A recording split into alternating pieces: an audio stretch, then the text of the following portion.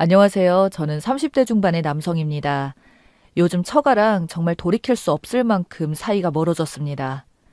제 친구가 그래도 어른인데 좋게 타일러서라도 해결해야 되지 않겠냐는 헛소리를 하길래 제 삶을 한번 이렇게 조언해보고자 보내봅니다. 정말 여러분들이라면 이런 상황에서 좋게 말할 수가 있는지 저는 그나마 제가 신사적이라고 생각을 하거든요. 제 이야기를 말씀드리자면 저는 20대 때부터 재테크를 참 좋아했습니다. 여기서 재테크라는 것은 말 그대로 이 세상의 돈 흐름을 알아내서 이익을 창출하거나 관리하는 기술을 말합니다. 어렸을 적 금수저 마냥 부잣집에서 태어난 것도 아니고 직장에서도 월급을 크게 받은 건 아니었지만 그래도 제가 다니는 직장 특성이 정년까지 보장이 되고 연금도 나오는 직업이라 대출 같은 게 정말 잘 나왔습니다. 우리나라에서는 정상적으로 돈을 모아 저축해서는 평생 죽을 때까지 돈을 모아도 내 집 마련 자체가 불가능한 구조이더군요.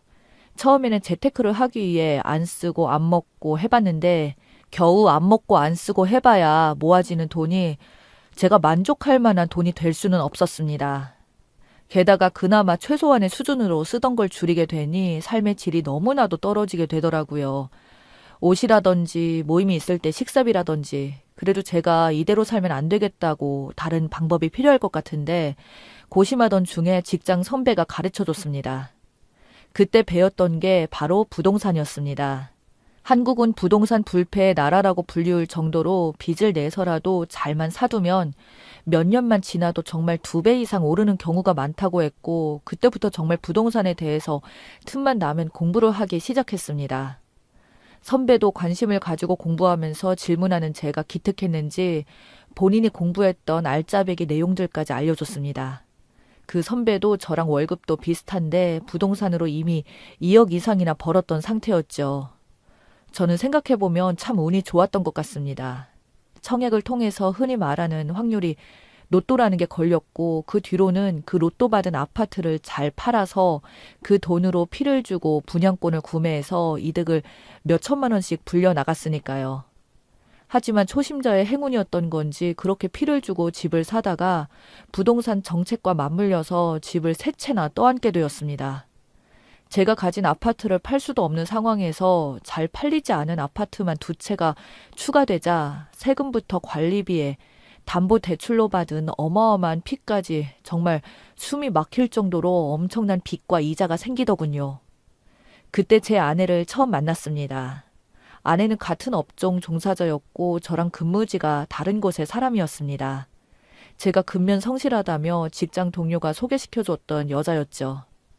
사실 솔직히 그 당시에는 빚과 이자를 갚느라 허덕이던 때라 여자를 만날 때도 아니었는데 문득 지금 때가 아니라고 이런 타령만 하다가는 언제 이 빚을 다 갚고 여자를 만나 연애를 해볼지 아득해서 만나보았습니다. 아내는 참으로 단아한 느낌의 딱 현모양처 같은 스타일이었죠. 집안의 장녀로 자라나서 지금의 직업을 가지기까지 정말 공부만 열심히 하고 살아온 여자였습니다. 당연히 저도 이상적인 배우자라 너무 마음에 들었고 적극적인 구애를 했으나 제 현재 상황이 데이트 비용 자체가 너무나도 부담스럽더군요. 이자를 내고 나면 생활비를 걱정해야 되는데 그 생활비가 데이트로 나가니까요. 그런 저의 기색을 느꼈는지 아내가 혹시 재정적인 문제가 있냐고 물었고 그래서 솔직하게 다 말했습니다. 그러자 계산이 빨랐던 아내는 어떻게 그런 걸 다 계산해 보더니 제 월급만으로 그 빚을 다 갚는데 30년을 잡아주더군요.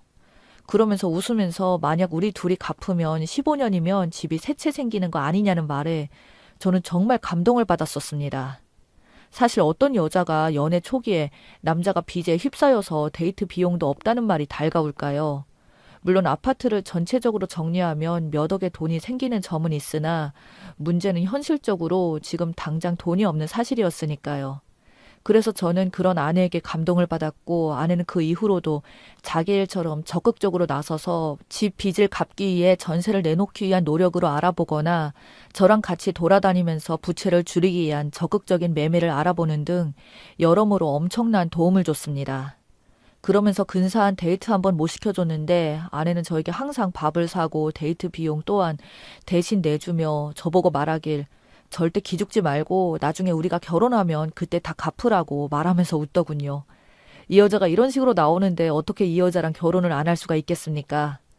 사귄 지 반년도 안 돼서 이런 마음 처음이라고 그때부터는 결혼하자고 졸랐고 아내는 그래도 1년은 만나봐야 되지 않겠냐고 거절을 했으나 저희 간곡한 매달림 끝에 결국 허락을 해주었습니다.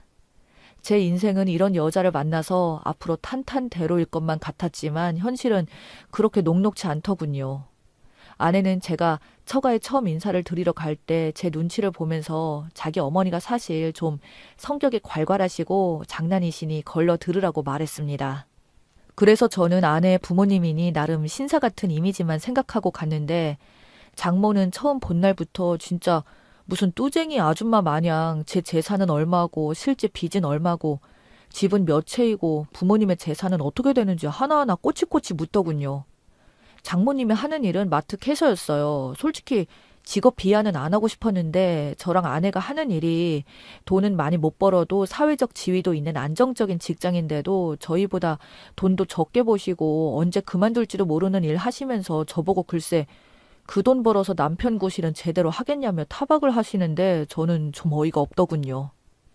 정말 마음 같아서는 장모님에게 말하길 그럼 제가 지금 하고 있는 일 당장 때려치우고 사업이나 하라는 소리냐고 말하고 싶었던 게 목 끝까지 나왔었지만 처음 뵙는 것도 있으니 일단 꾹 참았습니다. 아내는 또 살면서 장모님께 얼마나 쥐잡히듯이 살았는지 옆에서 별말을 못하고 있었습니다. 집안 분위기를 보아하니 이 집안은 근엄한 장인어른과 착한 딸인 제 아내 그리고 개념 없는 장모와 그 장모가 애지중지하는 처남이라는 분위기를 처음 인사드리러 간 날 알게 되었었죠. 그 부분이 신경이 은근히 쓰였으나 아내는 정말 뭐 하나 빠질 데 없이 너무 좋았기에 결혼을 진행했습니다.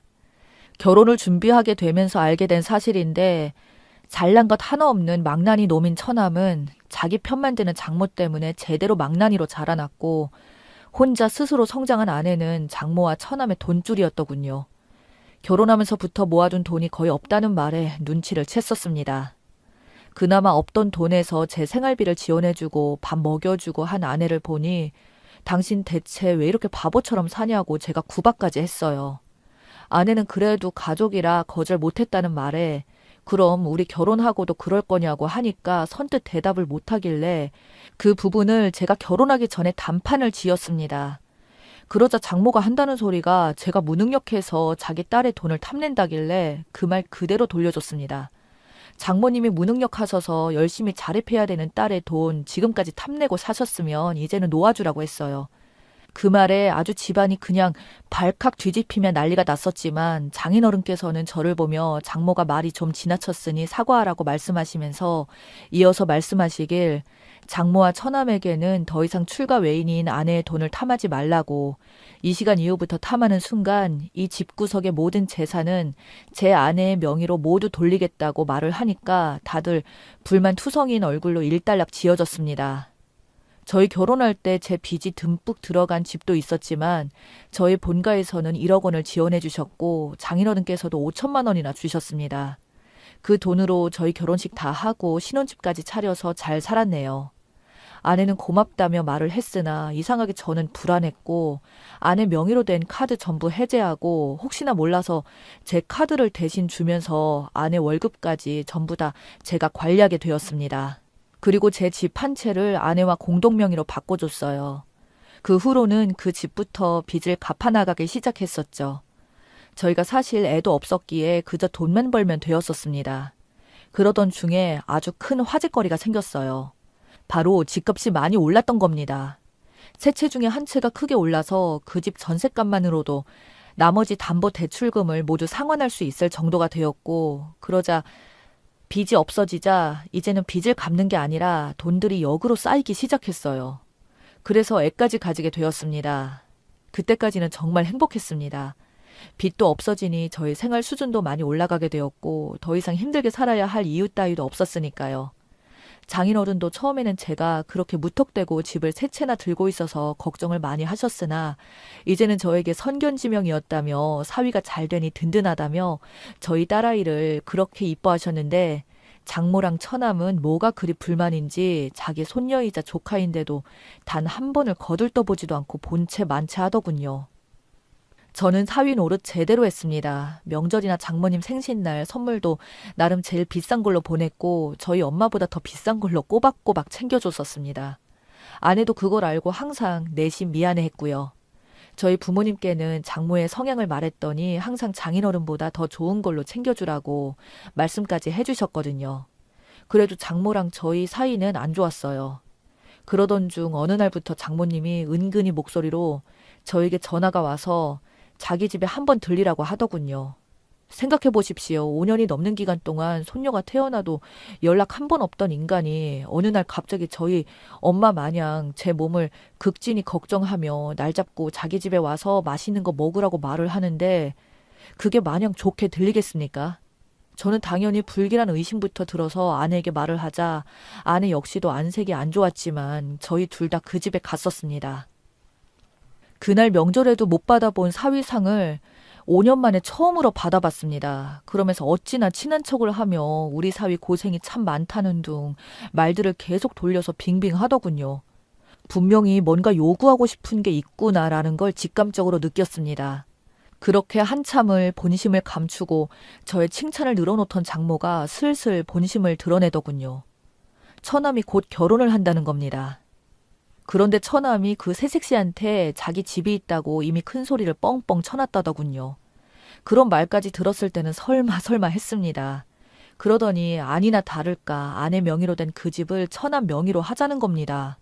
어차피 지금 팔 생각도 없을 테니 그렇게 가지고 있으면 뭐 하겠냐며 가족 좋은 게 좋은 거 아니냐며 달라고 하더군요.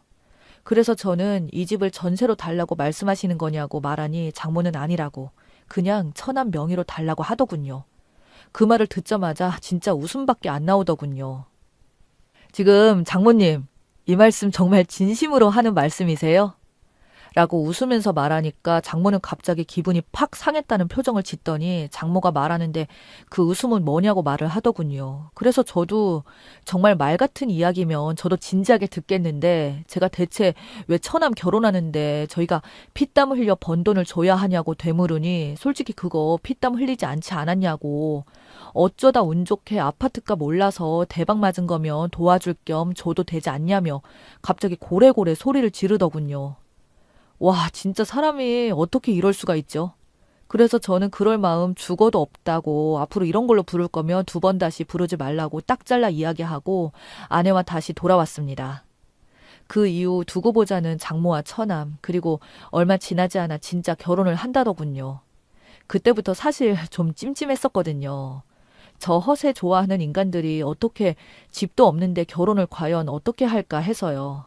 아니나 다를까 상견례 자리에서 저희는 합의하지도 않았던 집이 처남 집이 갑자기 되어 있었고 새 며느리로 들어오기로 한 사람은 제 아내에게 형님 덕분에 좋은 집 얻어서 정말 감사하다는데 제가 어이가 없어서 그 자리에서 바로 퍼부었습니다. 대체 뭘 믿고 이런 인간이랑 결혼하는지 모르겠는데 장모나 처남 둘 다 사기꾼이라고요. 그러자 상견례 자리는 정말 아주 개판 난리가 났었죠. 저는 신경 안 쓰고 연달아서 그대로 싹 다 말했어요. 사실 우리는 집 준다고 한 적도 전혀 없었고 자기들끼리 그냥 북치고 장구치고 이렇게 몰아가기로 저희가 집을 준에 만에 하는 것 같은데 그쪽들도 지금 사기 당한 거고 우리도 사전에 전혀 동의한 적 없는 내용을 이렇게 말하는 게 사기꾼이지 아니면 누가 사기꾼이겠냐는 말에 상견례는 완전 파탄이 났습니다. 장모는 제가 그 자리에서 그렇게 대놓고 대담하게 말할 줄은 몰랐는지 얼굴이 시뻘개져서 저를 보고 호로자식이라며 소리를 고래고래 질렀고 장인어른도 이런 사실을 처음 알았는지 노발대발했었죠. 결국 그날 상견례 싹 다 엎어지고 나서 처남이랑 예비 신부는 결혼식도 파토났고 장모랑 처남은 장인어른 집에서 쫓겨났다고 하네요. 그 이후로도 장모와 처남에게서 제 아내한테 온갖 협박이 적힌 문자가 왔었고 전화까지 하길래 저는 아내 휴대폰까지 바꿔줬습니다. 그리고는 처남과 장모한테 한 번 더 이딴 식으로 연락하면 바로 경찰에 신고해서 부모 자식 간의 연까지 끊어버리게 할 거라니까 그제서야 좀 잠잠해지더군요. 살다 어쩜 이런 인간들이 제 천사 같은 아내의 가족인지 치가 떨립니다. 그런데 여기서 더 웃긴 건 아무것도 모르는 지인들입니다. 주변 지인들은 저보고 아무리 그래도 그렇지 어른들한테 그러면 되냐고 결혼식까지 파토내게 했냐면서 저한테 훈계를 하는데 너나 잘하시라고 말해줬네요.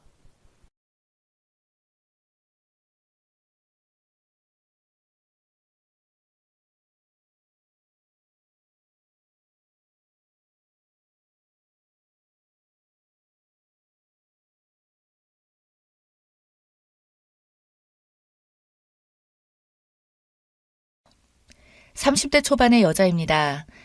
전 남자친구는 제가 대학을 갓 졸업할 때 만나서 연애했던 남자입니다. 전 남자친구랑은 대학 때부터 원래 알고 지내던 사이였고, 그는 당시에 군대를 다녀와서 대학에 복학해서 다니고 있었고, 저는 대학교를 졸업한 후 처음으로 회사에 취직한 곳이 중소기업이었는데, 회사 대표라는 사람이 글쎄 악덕 사장이었던지라 월급도 제대로 안 주고 밀리던 걸 그때 친구였던 전 남자친구가 해결해준다고 도와주면서 점차 친해지다가 사귀게 되었어요. 그러면서 자기는 공무원 시험을 준비할 거라고 하더군요. 솔직히 저희 학교가 그렇게 좋은 학교도 아닌데 행정고시를 준비한다고 하던 남자친구를 보며 걱정도 참 많이 되었습니다. 자신이 5급 공무원만 되면 저를 호강시켜주고 어쩌고 말하는데 저는 속으로 애초에 그 정도로 공부를 잘했으면 저희 학교가 아니라 서울 소재의 명문대를 가지 않았을까 생각했죠. 아니나 다를까 학교를 졸업하기 전까지 합격을 하겠다던 그 인간은 당연히 떡하니 쉽게 될 일이 없었고 졸업 후에도 그동안 공부한 게 너무 아깝다며 1년만 더하게 자기를 좀 도와달라고 하더군요. 처음 1년은 설득에 넘어갔고 그 다음 1년은 제 앞에서 무릎 꿇고 빌어서 넘어갔습니다. 집에 돈이 아예 없거나 이런 건 아니라서 제가 월급 받은 것 대부분을 남자친구의 교재비 등에 보태줬고 거의 매일같이 남자친구 집을 드나들며 밥 해주고 청소도 제가 대신 하고는 했습니다. 그러던 남자친구가 한다는 소리가 1년만 더 한다고 또 고집 부리길래 저는 더 이상 못한다고 했더니 이번에는 행정고시가 아니라 7급을 보겠다고 하더군요. 4년을 넘게 공부했는데 7급 공무원 하나 못하겠냐고.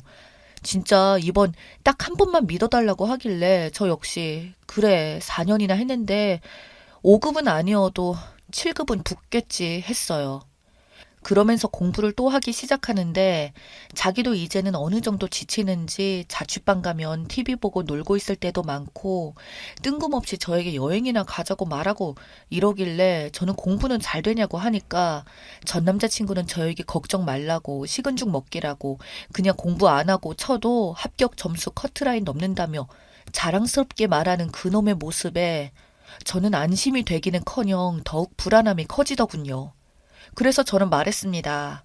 합격 점수 커트라인에 걸리는 거면 언제든 불합격이 될 수도 있다는 건데 더 확실하게 하려면 방심하지 말고 100점을 맞도록 노력해야 되는 거 아니냐고 따지니 전 남자친구는 짜증난다는 표정으로 저에게 야, 나 행시 치던 사람이야. 고작 7급도 못 풀겠어? 라며 버럭 성질을 내더군요. 자기를 무시했다며 그 이후로는 제 말을 더욱 안 듣고 놀고 먹는데 아니나 다를까 그 해 시험에서 또 떨어졌습니다. 시험날 제가 시험 잘 봤냐는 말에 대충 뭐 보긴 했는데 이러더니 자신감 없는 대답에서 저는 이미 느꼈죠. 그리고는 전 남자친구는 저를 보며 또 이번에는 더도 말고 진짜 9급 시험을 보겠다. 그리고 바로 7급을 볼 거라고 한 번만 믿어달라고 하더군요. 그래서 저는 이악 물고 조근조근 말했습니다. 이제 네 나이 벌써 27이야. 도대체 뭐 하는 짓이야? 라고 했더니 자기 학원에서는 30 넘어서도 이거 하는 사람들 아직 있다면서 저한테 자기보다 못한 재수생들을 비교하더군요. 그날 정말 전 남자친구와의 대화는 공무원 시험 접어라. 아니다. 이제 한 번만 더 하면 붙을 수 있다로 하루 종일 다투다가 끝내 남자친구의 똥꼬집에 너무 짜증이 났지만 어쩔 수 없이 만약에 그럼 그거 떨어지면 진짜 앞으로 2번 다시 공무원 얘기는 하지 않기로 했고 그렇게 시간이 흘러 한 해를 또 지나가는데 역시나 또 떨어지더라고요. 그때부터 전 남자친구가 이건 인간이 아니라 그저 허언증 덩어리로 보이기 시작했죠. 솔직히 5급 친다고 1년 공부한 것도 아니고 지금 횟수로만 쳐도 6년 차인데 그 6년 동안 공부한 걸로 9급을 떨어진다면 평생 해도 5급은 죽었다 깨어나도 안 될 놈이었죠. 남자친구가 이제는 모의고사가 몇 점이라는 말도 이제는 안 믿었고, 제가 그래서 닥치는 대로 그냥 앞으로 일이나 하라며 소리 지르고 말하니 전 남자친구는 제 눈치를 보며 고작 한다는 일이 28살의 편의점 아르바이트였어요. 그거 도대체 왜 하냐고 하니까 저한테 미안해서 적게라도 돈 벌면서 거기서 앉아있는 시간도 많으니 공부는 계속 할 거라고 하더군요. 그래서 저는 제대로 된 직장을 들어가야지 편의점 아르바이트 하기엔 이젠 나이가 많지 않냐니까 전 남자친구는 돈 벌어서 공부를 계속 하겠다는데 뭐가 문제냐고 했었죠. 그러더니 천운이 있었는지 진짜 어느 정도 실력은 있었는지 그 해에는 9급 공무원 시험에 합격했습니다. 남자친구는 의기양양해서는 저에게 받냐면서 여태까지 자기가 안타깝게도 매번 컨디션이 안 좋았던 거라고 자기가 한다고 하면 무조건 이 정도로 한다고 하면서 구급 붙어놓고는 마치 세상을 다 가진 것처럼 행동을 하기 시작하더군요. 그때부터 회사를 다니던 친구들을 만나서 매일같이 술 마시며 자기야말로 9급에서 시작하지만 7급 시험 보고 다시 5급도 시험 볼 거라며 그냥 시험 운이 안 좋았다고 고작 9급 따위로 만족하지 않을 거라고 말을 하는데 정말 어이가 없더군요. 아무쪼록 그렇게 남자친구가 정식으로 공무원으로 되고 나선 솔직히 저한텐 그동안 고생했지라며 작은 선물이라도 해줄 줄 알았습니다. 그러나 진짜 저한테 10원짜리 하나 주는 것도 아까워하며 자기 월급이 진짜 쥐꼬리만 하다며 무슨 공무원들은 노비도 아니고 뭐라고 하면서 자기는 나보다 더 잘 버니까 이런 말을 하는데 저도 그 부분은 잘 압니다. 9급 공무원 초봉이 진짜 낮다는 것을요. 그래도 여태까지 6년을 넘게 뒷바라지 해주면서 도와준 나한테 큰 건 아니더라도 작은 선물이라도 해줘야 하는 거 아닌가요? 진짜 솔직히 그때는 너무 화가 나더군요. 그때부터 전 남자친구와 별로 사이가 한동안 좋지 못했는데 그 와중에 이 전 남자친구가 글쎄 저 몰래 또 다른 여자가 생겼다는 걸 알게 된 건 몇 달 안 지나서였습니다. 그것도 그 전 남자친구한테가 아니라 그 바람피는 여자한테서 먼저 연락이 왔어요. 저한테 왜 자기 남자친구한테 계속 들러붙냐고 말하던 그 여자. 저는 그게 무슨 소리냐고 했더니 제가 전 남자친구랑 예전에 진즉에 헤어졌었는데 전 남자친구가 공무원에 합격하고 나자 다시 들러붙은 아주 거머리 같은 여자로 말을 해놨더라고요. 저는 정말 어이가 없어서 너는 그걸 어떻게 하냐고 하니까 마음 착한 자기 남자친구가 들러붙는 당신 때문에 힘들어 하길래 자기가 번호를 보고 이렇게 연락을 한 거라네요. 그래서 저는 그 여자에게 소리 지르듯이 말했습니다. 이보세요. 그 인간 뒷바라지 내가 다 했고 우리가 지금 헤어진 것도 아니에요. 그놈이 지금 바람 피우면서 당신한테 거짓말하는 거라니까요. 제 말을 듣더니 그게 설령 사실이라고 해도 진즉에 마음 떠난 남자한테 매달리는 게 문제 있는 거 아니냐고 쪽팔린 줄 알라면서 오히려 면박을 주더군요.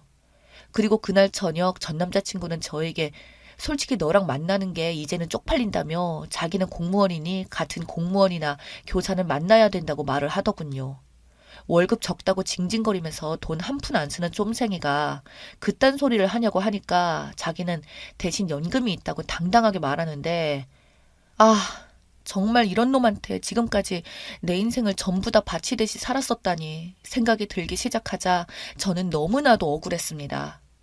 솔직히 이런 낌새는 옛날부터 보였지만 제 20대 청춘을 다 바쳤던 겁니다. 그놈의 세월의 정 때문에 못 헤어졌던 것 같아요. 결국 그 자식 얼굴에 저의 손바닥 자국을 내주고는 그날로 헤어졌습니다.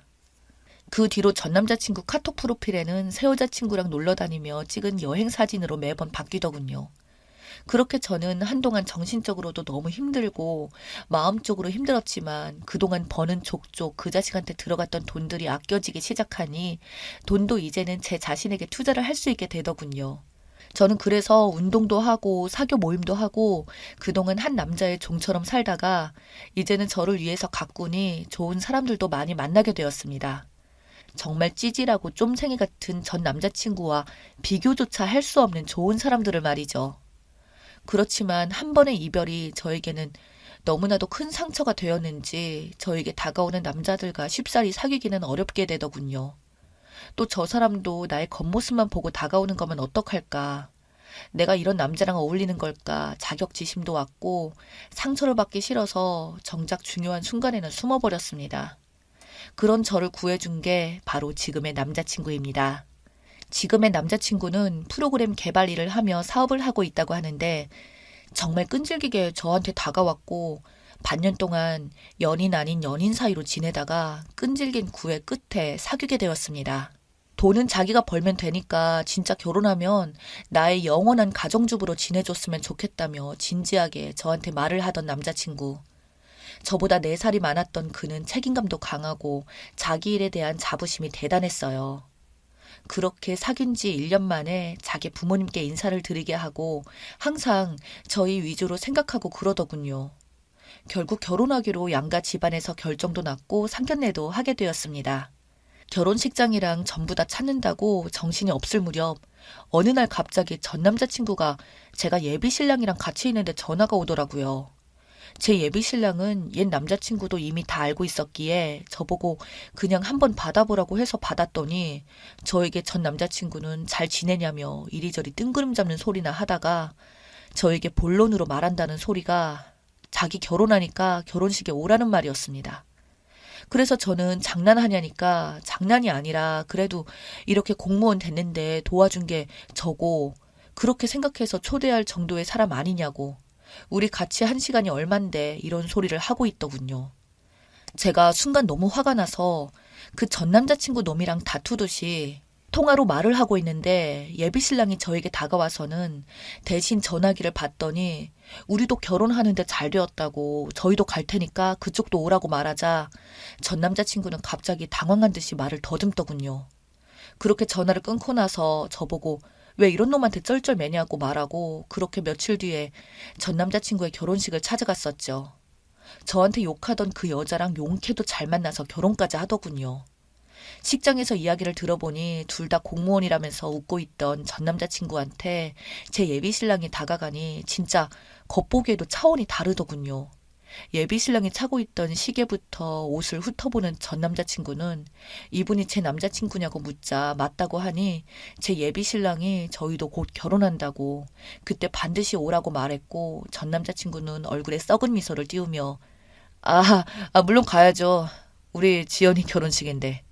라고 꼴에 자존심은 있어가지고 센 척하던 전 남자친구를 보니 웃기지도 않더군요. 결혼식장도 그냥 일반 웨딩홀 빌려서 하는 그곳에서 저희는 뷔페도 안 먹고 그냥 축의금만 20만 원 넣어주고 왔습니다. 그렇게 전 남자친구는 결혼을 하고 그 이후에 저희도 그 다음 달 결혼식이었어요. 저희 결혼식 때는 호텔의 예식장 홀을 빌려서 엄청 화려하게 했어요. 시아버지께서 사업을 하시느라 손님들이 많다고 호텔에서 하라고 하셔서 호텔에서도 제일 큰 홀을 빌렸었거든요. 엄청난 화환들과 손님들로 정말 TV에서만 봤지 저도 태어나서 실제로 처음 보게 된 연예인 결혼식 같은 데서 하는데 그때 마침 전 남자친구가 진짜 왔더라고요.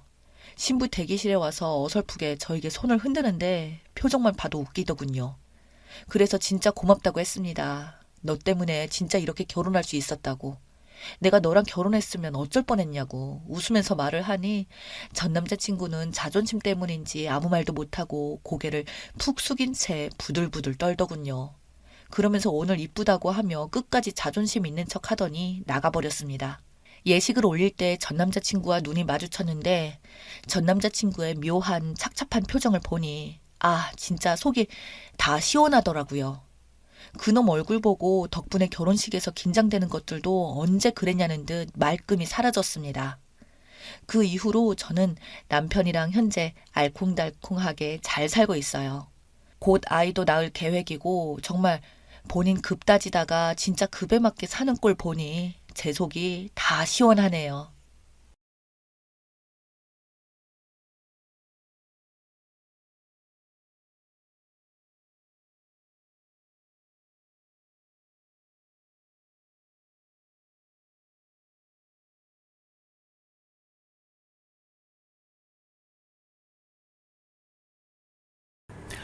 안녕하세요. 제가 인생에서 좀 심각한 상황에 놓이게 되어서 의견을 여쭈어보고자 글을 씁니다.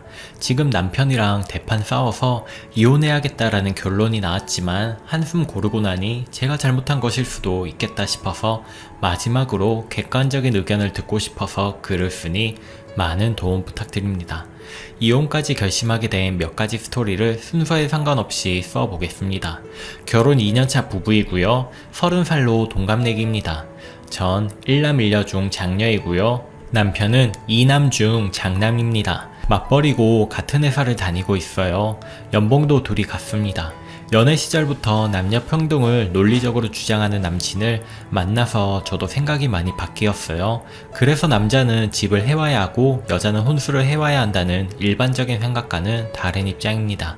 금액적으로 남자가 부담이 클 수 있으니 불공평하다고 생각하는 주의입니다. 그래서 저희는 데이트 비용도 공동 통장을 만들어서 일정 금액을 같이 넣고 모아서 그 돈으로만 지냈고, 기념일 선물도 둘이 넣은 돈에서 해결하면서 나름 동등한 입장으로 연애를 했습니다. 그렇게 3년을 연애하고 결혼할 때가 되었는데, 당시 모은 돈이 제가 7천이고 남친이 9천이었는데 남친이 돈을 쓰게 됨으로써 제가 책 잡히고 싶지 않더라고요. 그래서 친정에다 손을 벌리고 남친이 모은 만큼 딱 9천을 맞추어서 반반이 결혼 준비를 하였습니다. 그렇게 결혼을 하게 되었고 얼마 안 지나서 추석이 되었습니다. 시댁에 오전에 가서 음식 만드는 것을 돕고 설거지하고 밥상을 차리고, 저녁에는 시부모님과 술도 한잔하고 애교도 피우며 며느리 도리를 다하였죠. 그리고 다음날은 아침상도 차리고 설거지까지 끝내놓고 친정 갈 준비를 하는데, 시어머니께서 고모님 오신다고 가지 말라는 식으로 말씀을 하시더라고요. 그래서 남편을 쳐다보니까 모른 척을 하더라고요. 어이가 없어서 시어머니께 친정에도 가봐야죠. 저도 맏딸인데요. 하고서는 남편에게 가자고 하고 데리고 나왔습니다. 남편은 친정에 가는 길에도 불만이 가득한 표정이더라고요.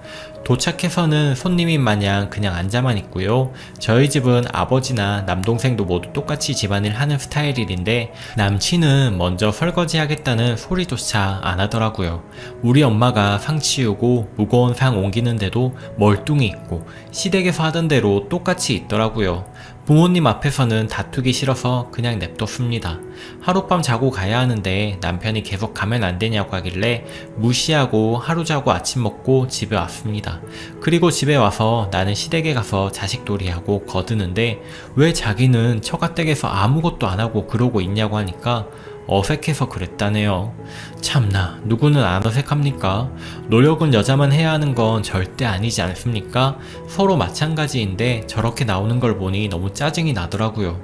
나는 노력하는데 왜 자기는 노력 안 해? 그러니까 앞으로는 안 그런다고 그러더라고요. 그리고 전 결혼하고 몇 개월 동안은 시댁에 일주일에 한 번씩 안부 전화를 드렸습니다. 그리고 남편도 당연히 알아서 처가댁에 안부 전화 드리고 있는 줄 알았는데 한 번도 한 적이 없더라고요.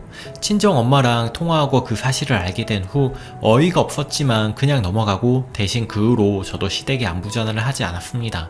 어느 날 남편이 그러네요. 남편, 자기야, 요즘 왜 우리 집에 안부 전화 안 해? 응? 안 하는데 왜? 왜 안 하는데? 자기도 우리 집에 전화 안 드렸다면서. 그래서 나도 안 해도 되는구나 생각했는데 아무 말도 못 하더라고요. 제가 한마디 더 했습니다. 그렇게 남녀 평등 운운하더니 내가 시댁에 안부 전화 안 하니까 서운해? 그러니까 한다는 말이 전화 드리는데 남녀 평등하고 무슨 상관이냐, 그냥 자식된 도리니까 하는 거라고 버럭하네요. 그래서 제가 왜 자기는 아들이니까 해야 하고 딸 자식은 자식이 아니라 안 해도 된다고 생각해? 머뭇머뭇 거리네요. 이 사람이 연애 시절 그렇게 정확하던 사람이 맞나 싶더라고요. 짜증이 나서 시비를 걸고 싶어졌습니다. 자기야, 내가 왜 자기 집에 안부 전화를 드려야 하는지 말해줄래? 당연히 부모님이 자식이 결혼했는데 궁금하실 거 아니야. 자식된 도리로 해야 하는 게 맞는 거지. 그럼 우리 부모님은 자식이 결혼했는데 전혀 궁금하시지 않나 보다? 자기가 안부 전화 드리면 되잖아. 난 장모님하고 통화하면 불편해서 좀 그래. 그럼 우리 집엔 내가 안부 전화 할게. 대신 시댁에는 자기가 안부 전화 드리면 되겠네. 나도 어머님하고 통화하는 거 불편해서 잘 알아. 자기만 이해해. 그러니까 각자 하는 게 좋을 것 같은데? 너무하네. 어떻게 부부가 꼭 똑같이 해야 하나? 됐어. 그냥 하지 말자. 이러네요. 연애 시절부터 정확히 서로 한 만큼 하는 거고, 자기가 우리 동네 한 번 오면 내가 자기네 동네 한 번 가고, 이렇게 서로 딱딱 맞게 하는 게 개념 커플인 거라면서 열올리던 사람이 진짜 황당했네요. 그리고 제가 결혼 전부터 아버지 환갑 때 여행 보내드리려고 적금 부은 게 있었고 400을 모았었는데 환갑이 한참 남아가지고 그냥 예금으로 돌려둔 게 있었습니다. 이 돈을 제가 절 위해 모은 돈이 아니고 우리 아빠 환갑 때 쓰려고 모은 돈인데 통장을 발견하고는 이게 뭐냐고 하네요. 그거 내가 아빠 환갑 여행 보내드리려고 결혼 전부터 모아둔 거야 했더니 그럼 우리 부모님은 이러네요. 시아버지랑 저희 아빠랑 동갑이시고 저희 아빠는 6월, 시아버지는 10월이 생신이세요. 그래서 그거야 자기가 결혼 전에 부모님 환갑 준비한 거 있을 거 아니야. 그걸로 보내드려야지 했더니 자기는 따로 모은 거 없고 모은 건 전부 결혼 비용으로 썼다고 합니다. 그래서 제가 그럼 지금부터라도 얼마씩 모아서 온천이라도 보내드리자 그랬더니 장인어른은 해외여행 보내주고 우리 아버지는 온천으로 때우겠다는 소리냐며 막 뭐라고 하네요. 어이가 없어서 자기야 결혼 전에 내 부모님께 효도하고 싶어서 따로 저축한 건데 그게 차별하는 거야? 내가 결혼할 때 자기보다 10원 한 장이라도 적게 해왔어? 저 돈은 내가 우리 아버지 여행 보내드리려고 따로 놔둔 돈 아니야. 결혼 후에 저기 들어간 돈 하나도 없거든. 자기 아버진 자기가 따로 생각을 못 해놔서 내가 내 돈까지 합쳐서 온천 보내드리는 건데 내가 자기 부모님께 자기보다 더 효도하는 거 아니야? 황당하답니다. 딴소리 말고 똑같은 곳에 보내드려야 한답니다. 전 절대 안 된다고 했더니 치사하게 나온답니다. 이 문제는 곧 죽어도 제 맘대로 할 생각이라고 했더니 맘대로 하라네요. 한 번은 이런 일도 있었습니다. 저희 친정은 김장을 안 합니다. 오히려 시켜서 먹는 스타일이고요. 시댁은 김장을 합니다. 저는 가서 도와드리고요. 그걸로 한 번도 우리 집은 안 하는데 니네 집은 김장해서 내가 피곤하다 이런 소리 한 적 없고 이 정도쯤이야 할 수 있다고 생각했습니다. 김장이 끝나고 너무 맛있게 돼서 몇 포기만 친정에 가져다 줘도 되냐고 물어봤습니다. 시어머니께서 그러라고 싸주셨는데 남편이 이럽니다. 장모님은 김장도 안 하시는데 직접 한 김장 드셔서 좋겠다.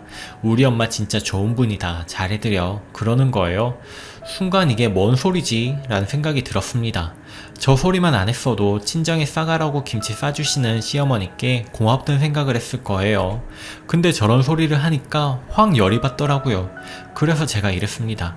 이제 시댁 김장할 때 안 갈래. 황당해 하면서 왜? 이러길래 김장은 나도 같이 하는데 생색은 자기가 다 내서 기분 나빠서 가기 싫어졌어. 그럼 우리 엄마더러 혼자 김장을 하란 소리야? 왜 자기 결혼 전에는 어머니 혼자 김장하지 않으셨어? 지금은 내가 결혼한 상태니까 김장을 더 하셔서 우리 주시잖아.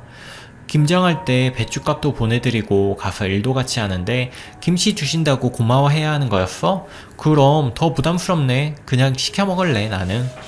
너 진짜 웃기다. 며느리가 김장할 때 돕고 하는 건 당연한 건데 그게 그렇게 못마땅해? 아니 그 정도는 내가 해도 된다고 생각했는데 자기 말 한마디에 안 해도 되는 걸 하고 있다는 생각이 드네. 더 이상은 짜증나서 못하겠어. 아무 말도 안 합니다. 내가 자발적으로 알아서 돈 보내드리고 도우러 가는 건데 말을 얄밉게 해서 이렇게 된 걸 모르나 봅니다. 또 한 번은 이런 적도 있네요. 저희 친정 부모님은 노후 준비를 다 해두셨습니다. 돌아가실 때까지 다달이 200 정도가 나와서 두 분이 충분히 사실 수 있습니다. 시댁은 노후 준비가 전혀 되어 있지 않습니다. 전 이 사실을 몰랐고요. 남편도 저희 집에 노후 준비가 되어 있다는 사실을 몰랐습니다. 드라마를 보다가 어떤 며느리가 자기 부모님이 노후에 일을 할 수 없게 되자 딸한테 와서 얹혀 사는데 남편이 화내는 장면이 나왔습니다. 그걸 보더니 이래서 우리나라는 안 돼. 무슨 자식이 노후 대비책도 아니고 자식한테 피해를 너무 주네 하면서 우린 열심히 저축해두자 이러네요. 그래서 제가 좀 떠봤습니다. 자기야, 그럼 나중에 우리 부모님 아프시면 어떻게 할 거야? 내가 맏딸인데? 처남 있잖아. 자기는 처남이 있어서 다행인 줄 알아. 이렇게 말하면서 회피하는데 실망스러워서 다시 물었습니다. 내 동생이 뭔 상관이야. 사정되는 자식이 모시는 거지. 난 시부모님 나이 들면 모시고 살 생각이었는데 자긴 우리 부모님 아프면 모실 생각이 없나 봐. 장인 장모님 노후 대책 안 해두셨어? 글쎄, 난 잘 모르겠는데. 이때 표정이 장난 아니었어요, 남편이. 난 우리 부모님도 알아서 사셔야 한다는 생각해. 장인 장모님도 마찬가지고 자식한테 기대어 사는 건 정말 아니지. 결혼은 독립해서 사는 건데 무슨 인수합병하는 것도 아니고 각자 살면 각자 사는 거라고 생각해. 그래서 전 당연히 시댁도 노후 준비가 됐다고 느꼈고 시부모님을 모시지 않아도 된다고 생각했습니다.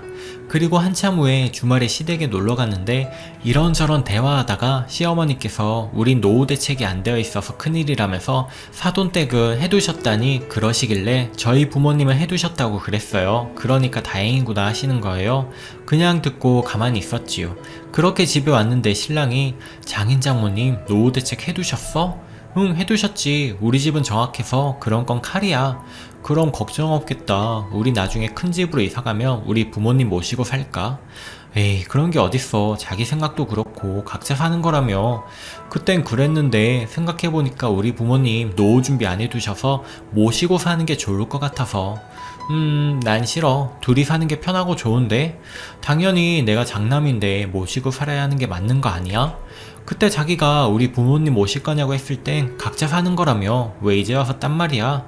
그땐 장인 장모 노후 대책 해두신지 몰랐지. 우리 부모님은 노후 대책이 없으시잖아. 이거 뭔가요? 어떻게 받아들여야 하는 건가요? 처음으로 돌아가면 전 분명 나중에 시부모님 모실 생각이 있었습니다. 그게 도리라고 생각했던 사람이고요.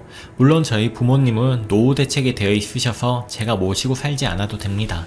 단지 남편을 마음을 알고 싶었던 것이죠.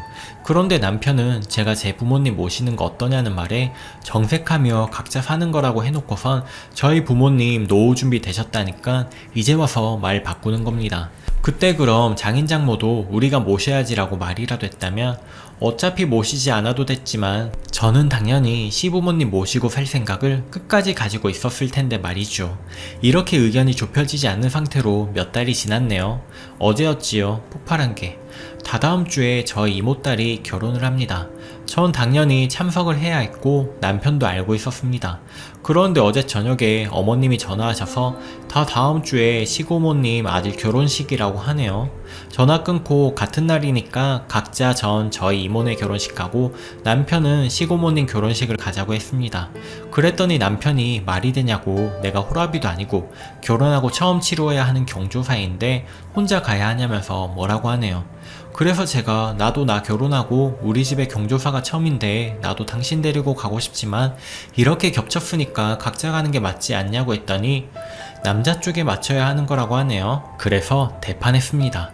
연애할 때 그렇게 공평 외치던 사람이 결혼하니까 남자 쪽에 맞추는 거라고 말하냐고 이게 당신이 가지고 있던 생각이 아니지 않냐고 했더니 사실 연애할 때 남자가 돈 다 쓰고 결혼할 때도 남자가 집 해가는 게 마음에 들지 않아서 개선해야겠다고 생각했던 건 맞지만 결혼 후에도 그렇게 할 생각은 없었답니다. 결혼해서는 여자가 남자 쪽에 들어오는 건데 남자 쪽에 맞춰서 살아가는 게 맞다고 생각한답니다. 그리고 제가 아이를 갖게 되면 일을 쉴 텐데 그땐 자기가 돈 벌어다 주니까 자기가 손해보는 거 아니냐고 하네요. 그때 자기가 혼자 외벌이 한다고 해도 생색내지 않을 테니까 이제 그만 좀 하자고 자기한테 맞추라고 하네요. 이거 미친놈 아닙니까? 그래서 제가 이랬습니다. 난 아이 낳을 생각 없는데 끝까지 일할 거야. 아이 안 가질 건데? 이랬더니 말이 되냐고 또 소리를 칩니다. 진짜 어이가 없습니다. 나보고 뭐가 맞는 건지 잘 생각하라고 하네요. 이 일이 있고 하루가 지나고 아무리 생각해도 정말 짜증만 나네요. 남녀는 다르지 않다. 아들이고 딸이고 다 귀한 자식이다.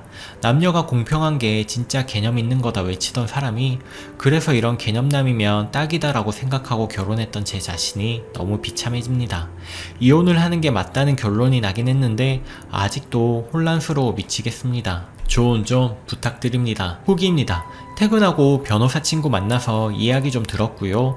남편 성격상 협의 이혼은 힘들 것 같고요. 녹취를 좀 해두라고 하네요. 소송밖엔 없다고요. 전 위자료고 뭐고 다 필요 없고요. 공동명의로 한 것들 중 제 부분만 받았으면 좋겠습니다. 남편 놈은 제가 잘못한 것처럼 하루 종일 집에서도 회사에서도 아는 척도 안 하더라고요. 언제나 남편 생각이 다 맞는 소리라며 믿어줬던 걸 남편도 잘 알기에 이번 일도 제가 자기 말에 따라줄 거라고 생각하는 것 같습니다. 저런 놈을 개념남으로 판단했던 그 시점으로 시간을 돌리고 싶습니다. 리플이 참 많이 달려서 한참 걸렸습니다. 다 읽어봤고요. 조언 감사드리고요. 오해하시는 분들이 있는데 제가 이렇게 됐다고 해서 반반 연애 반반 결혼을 절대 하지 말라는 것이 아닙니다. 저렇게 결혼했으니 제 권리 찾아서 이렇게 대응할 수 있었던 것이고 후회는 없습니다. 다만 남편을 사랑했기에 더 믿고 따랐는데 그게 단지 금전적인 부분에서 손해를 안 보려고 했던 짓거리라고 생각하니 오만정이 다 떨어진 것입니다. 안 그러신 남자분들도 분명 많을 거라고 생각합니다. 당시 제가 반반 결혼의 이점이 뭐냐고 물었을 때 한국 여자들은 결혼 후에 시댁에만 봉사한다고 생각하는데 그건 결혼 비용 자체가 문제가 있는 거기 때문이라며 반반 결혼이 그런 부당함을 해소시켜 주는 것이라 하였고요. 항상 저에게 네가 자기 집에 이만큼 하면 나도 너희 집에 더 했음 더하지 못하지 않을 거라고 했습니다. 남편의 헛소리였을지도 모르는 그 말에 더 감동했고요. 그래서 동등을 원하는 남편을 최대한 맞춰준 것이죠. 결혼 시에 예단 문제 때문에 시어머니랑 잠깐 갈등이 있었는데 그때는 남편이 나서서 반반 결혼에 예단이 웬 말이냐고 실드 쳐줬었고요. 그래서 더 확고해진 거고요.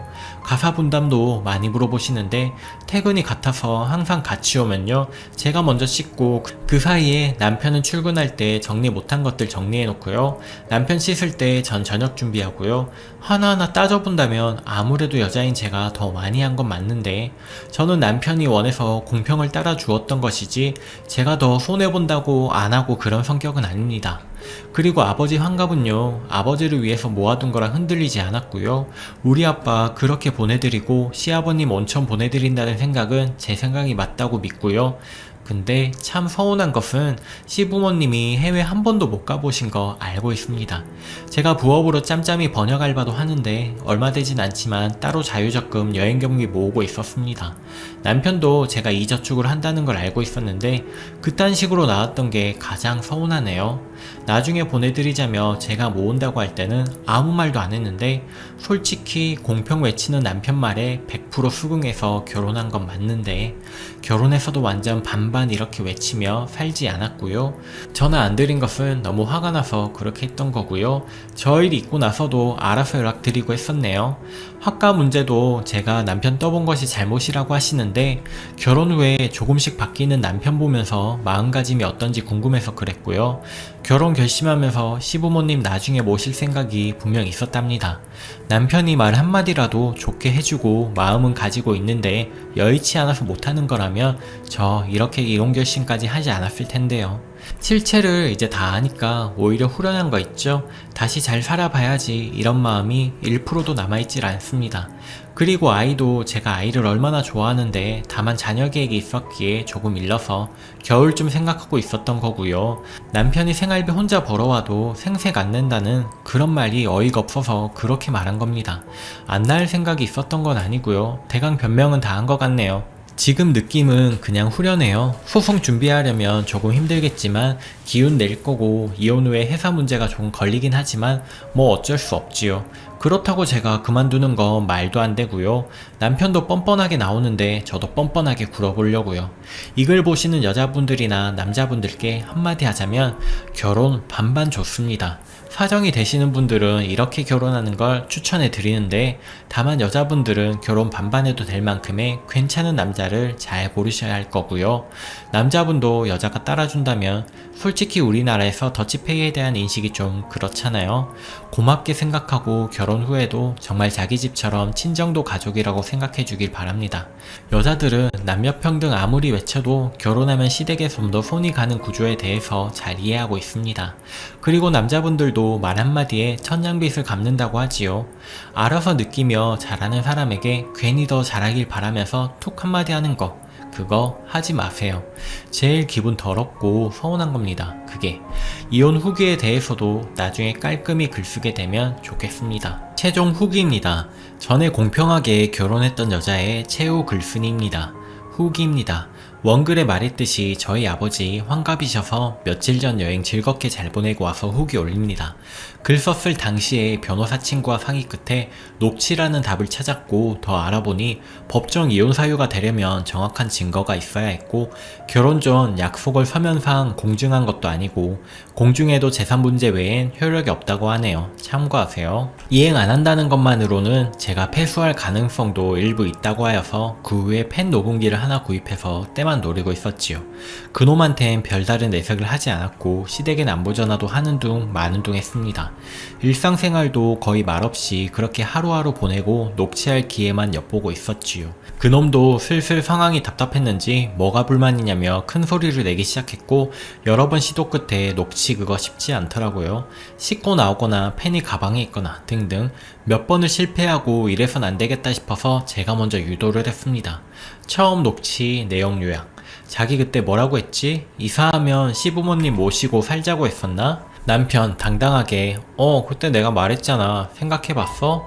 응, 생각해봤는데 그거 너무 불합리한 것 같아서 우리 부모님도 같이 모시고 살면 좋겠어. 목소리 톤이 높아지더라고요.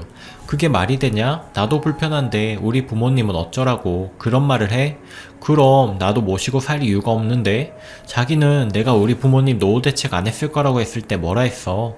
인수합병 아니라며 각자 살아가는 거라며. 근데 왜 이제 와서 딴소리야? 세상 천지에 처가댁 모시고 사는 사람이 몇이나 되겠어. 그게 말이나 된다고 생각해?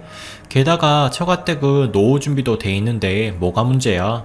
물론 그건 문제 없지. 누누이 말했지만 난 결혼 전부터 나중에 시부모님 나이 드시면 모시려고 했어. 근데 그건 자기가 우리 부모님도 모시는 게 당연하다고 생각한다는 전제였을 때고 자기는 그럴 마음이 전혀 없다는 걸 알았는데 내가 웃으며 시부모님 모시며 살 수 있을 거라 생각해? 제가 더 말하고 있는데 말 자르면서 야 그만해 너랑 진짜 말이 안 통한다. 주위에 다 물어봐라. 너같이 말하는 여자가 있는지. 아직까진 시집으로 오는 거지 결혼을 하는 게 아니야. 뭘 좀 똑바로 알고 떠들어. 지금 장난해? 너 결혼 전에 저도 욱해서 호칭이 막 나갔습니다. 뭐라고 했어? 정말 이런 한 푼 동등하게 써야지 개념 있는 거라며.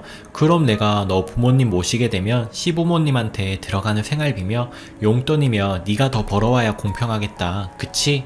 너 진짜 웃긴다. 이러고선 아무 말도 못하대요. 제가 더 싸줬습니다. 너 결혼 전에 내가 이렇게 더치페이 딱딱하고 반반 결혼하면 뭐가 좋은 건데 라고 하니까 뭐라고 했어. 한국 여자들 결혼 후에 시댁일만 더 신경 쓰고 해서 스트레스 받고 해서 불합리하다며. 반반 결혼이 그 부당함을 해소시켜 준다며. 내가 너네 집에 이만큼 하면 너도 우리 집에 이만큼 하겠다며. 근데 이제 와서 왜 말을 바꿔? 김장은 내가 자발적으로 했다고 쳐도 양가 경조사 문제는 왜 내가 우리 친정 무시하고 시댁만 신경 써야 하는데? 그리고 내가 좋은 마음으로 시부모님 여행 경비 모으고 있다고 하는데 내가 결혼 좀 모은 돈 가지고 네가 뭔데 왈가불가야? 짜증 내더군요. 했던 말 또 하냐? 야 됐고 네가 집값 반 보탠 거에서 내가 혼수 반한 거 빼고 얼만데 내가 줄게. 그거 주면 이제 조용할 거냐? 참 이때 이놈 정말 최악이고 이게 본 모습이다 싶더라고요. 그놈 돈 나올 구멍 없고 시댁에서 보태줄 형편도 안 됩니다. 보통 남자들이 허세 부리는 것처럼 저렇게 나온 것 같습니다. 우리 집 1억 4천하고 2천 혼수했고 2천으로 결혼 준비했으니 집값 7천에서 1,000만원 빼고 6천 주면 되겠네. 그럼 조용히 하고 따라줄게. 언제까지 줄 수 있는데? 내가 더러워서 해주고 만다. 이러고 나갔습니다. 외박하더군요. 그러거나 말거나 다음날 일어났더니 후다닥 옷 갈아입고 아는 채도 없이 먼저 나가대요. 물 한 잔 마시고 문자를 보냈습니다. 6천은 언제 줄 건데? 무시하더군요. 이후론 상습 문자는 안 좋을까 해서 더 이상은 보내지 않았습니다. 그냥 하루 약 올린 정도? 이날 지나서 전 재산이랄 것도 없지만 틈틈이 정리를 해두었습니다. 결혼 후에 월급 일부분 합하여 모으던 적금도 해약했고 제가 시부모님 여행 경비조로 모은 것은 어차피 제 것이고 제가 부업해서 모은 돈이고 결혼 전에 아버지 한갑 여행할 것도 어차피 제 것이고 지금 사는 집 전세 반도 제 것이고 공동명이고 혼수가 문제이긴 한데 이것은 차후 중고로 싸게라도 모두 내놓아서 딱 반으로 정리할까 했습니다. 적금을 해약한 날 그때까지 남은 생활비 반과 적금도 이자까지 정확히 반을 딱 나눠서 가계부와 해지한 통장과 함께 동봉의 봉투에 넣어서 줬습니다. 뭐하는 짓이냐고 하길래 이제부터 돈 관리는 각자 하는 게 좋겠다. 나 귀찮어 이랬습니다. 네 맘대로 해보라고 그러더군요. 그 후 양가 겹친 결혼식이 다가왔고 하루 전날 내일 입을 거 챙겨두라고 하길래 알았다고 하고선 당일날 쪽지만 달랑 두고 전화 꺼놓고 집을 나섰지요. 들어갈 때쯤에 전화기를 켰더니 육두문자부터 해서 개념 없다는 소리까지 써놨더군요. 예상 못한 증거문자 또 하나 확보하고 집에 들어가니 술 취해가지고 널브러져 있대요. 저 오니까 굉장히 무서운 표정으로 지랄지랄 하기 시작합니다.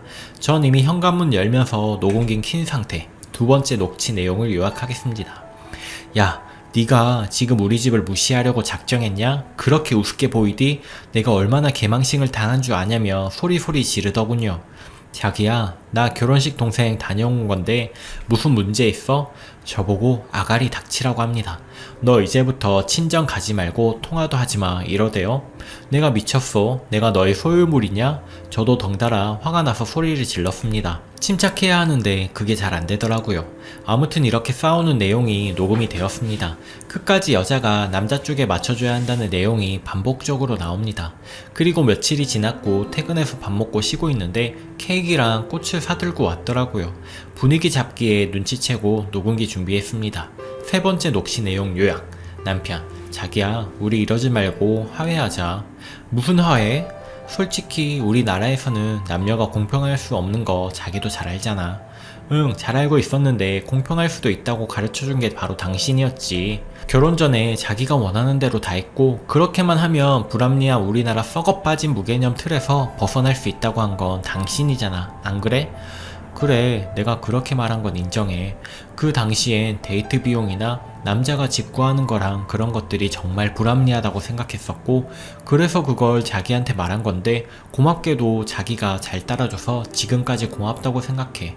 하지만 결혼은 별개야. 결혼식 문제도 그래. 결혼 후 처음 맞는 시댁 경조사가 있다면 며느리가 당연히 맞춰주는 거야. 그러면 친정 경조사는? 그건 잘 말씀드리고 봉투만 보내도 뭐라 할 사람이 없을걸? 이모님 댁에서도 시댁 경조사 있다고 설명하면 여자이시니까 이해하실 텐데 아니 이해 못하시던데 경사가 겹쳐서 각자 참석하는 거라고 하니까 너도 갔었어야지 라는 말은 안 하시고 응 그랬니 하시던데 가만히 있더니 이럽니다. 경조사가 겹칠 일이 앞으로는 없다고 판단한 듯 해요. 그래, 그건 내가 생각이 짧았네. 다음에 그런 일 있으면 내가 두 번 다시 아무 소리도 안 할게. 그럼 우리 이제 화해한 거지? 나 용돈 받아 쓰는 게 좋은 것 같아. 애교를 핍니다. 아니, 말 나온 김에 다 하자. 우리 아버지 환갑여행은 어떤데? 내가 결혼 전 모은 돈으로 보내드리는 건데 자기 돈 1원 한 푼 안 들어가는데 그래도 보내드리면 안 돼? 보내드려야지. 하지만 우리 아버지도 보내드리는 게 맞다고 생각해. 우리가 시부모님 해외여행 보내드릴 여유가 있다고 생각해? 적금 해약한 것도 있고 자기 부업한 것도 있잖아. 아 그러네. 적금 해약한 거 나눴으니까 그걸로 자기 아버님 해외여행 보내드리면 되겠네. 그리고 나 부업한 거 우리 엄마 옷 사입으라고 다 드렸는데 이걸 어쩌지? 그걸 왜 자기 마음대로 장모님을 드려? 그거 내가 잠 덜 자고 주말에 틈틈이 알바한 건데 자기 허락을 받아야 해? 목적이 우리 부모님 해외여행 보내준다고 모은 거였잖아. 목적대로 못할 수도 있는 거지. 어느 정도 여유자금 모아서 보내드리자는 취지였지만 자기는 우리 부모님 못 해보신 거 해드린다고 따로 알바하거나 그런 거 없잖아. 나도 그래서 관뒀어. 더 이상 부업할 힘도 없고. 지금까지 모은 걸론 인천 아빠도 못 보내드릴 것 같아서 그냥 엄마 옷 사입으라고 드렸어. 남편 울그락거렸는데 가다듬더군요. 자기야 진짜 이러지 말자. 우리 이렇게 감정 싸움하지 말고 다시 올바르게 생각해보자. 올바르게 생각하자는 사람이 결혼은 별개라며 시댁 먼저 맞추라고 말을 해. 그리고 내가 시댁 먼저 안 맞춘 게 뭔데? 명절에 시댁에 먼저 가지 친정에 먼저 내가 가? 김장 때도 우리 생활비 아닌 내 용돈에서 돈 보태드리고 힘드실까봐 자진해서 가서 돕는 건데 너는 그거 가지고 뭐라고 했어? 생색은 있는 대로 내더라. 그 몇 폭이 우리 부모님 가져다 준 거니까 뭐 어떻다고? 그리고 뭐? 내가 임신하고 육아하려면 외벌이 해야 하는데 그걸로 생색 안 낸다고? 그게 말이야 막걸리야. 전 좀 흥분했는데 오히려 그놈은 애써 침착하게 말하더군요. 당연히 외벌이하면 힘들지. 그걸로 애까지 키우려면 얼마나 힘들겠어. 내 생각은 안 해? 내가 외벌이 해도 아무 투정 안 부린다는 건 자기를 위한 배려인데 왜 그걸 생각 못해? 멘붕이 오더군요. 더 이상 말도 하기 싫고 그만하자. 너 같은 놈이랑 더 이상 말할 가치도 없다. 그리고 일어나는데 소리치네요. 야, 너 진짜 답 없다. 내가 이렇게까지 나오는데 네 의견 굽힐 생각은 전혀 없냐? 그래, 내가 결혼 전에 솔직히 내가 돈 더 쓰면 아까워서 평등 공평 외쳤다. 그때 너랑 결혼할 확신도 안 섰고 내가 돈 더 쓰다가 헤어지면 내가 너무 손해일 것 같아서 그랬다. 그리고 결혼할 마음 먹었을 때도 우리 집 너도 뻔히 알지 않냐? 집 해주실 여력 없으시다. 그래서 내가 너한테 반반 결혼 말한 거고 너도 순순히 승낙했잖아. 하지만 결혼해서까지 내가 남잔데 그렇게 살아야 하냐? 당연히 시댁에 좀 더 맞추고 시부모님부터 챙기는 게 도리지. 그리고 얼마나 된다고 김장 때 돈 보탰다고 유세야? 20만원 보탰습니다. 우리 엄마 같은 사람 없다. 어떤 시어머니가 친정에 김치 가져가라고 하겠냐. 그리고 장인어른은 해외여행 보내주고 우리 아버지는 온천. 세상에 그런 집 없다. 반대인 경우면 몰라도 그리고 결혼했으면 결혼 전에 모은 돈도 공돈 재산이지 네 돈 내 돈 따지는 게 말이 되냐. 지금 무슨 개수작인데. 저게 본심인 거죠. 제가 물었습니다.